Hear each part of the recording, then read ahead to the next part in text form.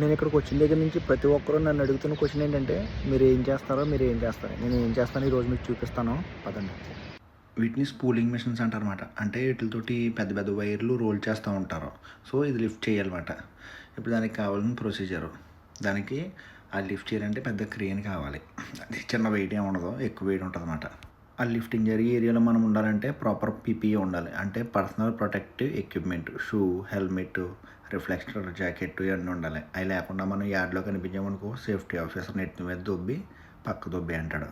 ఆ crane set చేయడం అంత ఈజీ ఏం కాదు. పాపం దగ్గరికి చాలా ఇబ్బంది అవుతుంది. ఈ గ్యాప్లో మా సేఫ్టీ ఆఫీసర్ వచ్చారు.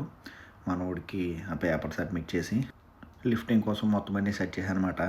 ఇంతకీ నేను చేసే వర్క్ ఏంటంటే ఆ ఎక్విప్మెంట్ని లిఫ్ట్ చేయించి యార్డ్లో ఎక్కడ పెట్టాలి ఏంటన్నది మా మేనేజర్ నాకు చెప్తాడు. సో నేను దగ్గరుండి చేయించాలి. ఎక్విప్మెంట్కి ఎటువంటి డ్యామేజ్ జరగకుండా, ఎవరికి ఏం కాకుండా విత్ సేఫ్టీ వర్క్స్ జరుగుతుందో లేదో చూసుకుంటూ దాంతో పాటు నేను కూడా చేస్తూ చూడాలన్నమాట.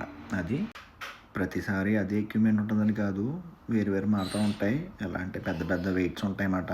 అవన్నీ కూడా లిఫ్ట్ చేయాలి. ఒకటనే కాదు, చాలా ఉంటాయి అన్నమాట. ఒక్కోసారి నైట్ 10, 11, 12 కూడా అయిపోద్ది. సో తప్పదు. ఇంకా ప్రజెంట్ అయితే టైము 6:30 అయింది. తర్వాత కొంచెం లేట్ అవుతుందంటే వెళ్ళి ఫుడ్ తినేసి మళ్ళీ వచ్చాం వర్క్ దగ్గరికి. వచ్చేసరికి టైం మళ్ళీ ఎంత దగ్గరగాను 11 అయిపోయింది. ఇప్పుడు లిఫ్ట్ చేస్తున్నాం కదా, దీని వెయిట్ వచ్చేసి 30 టన్నులు. మొత్తం ఆఫ్ లోడింగ్ కంప్లీట్ చేసి లాస్ట్ వెహికల్ పంపేసరికి ఇంక ఇది లాస్ట్ వెహికల్ అన్నమాట. అది వాళ్ళ క్రెయిన్తో పాటు పట్టుకెళ్ళి వెహికల్ 12:42 అయింది. ఇప్పుడు మళ్ళీ నాతో ఉన్న నా ఫ్రెండ్స్ని డ్రాప్ చేసి వెళ్ళాలి.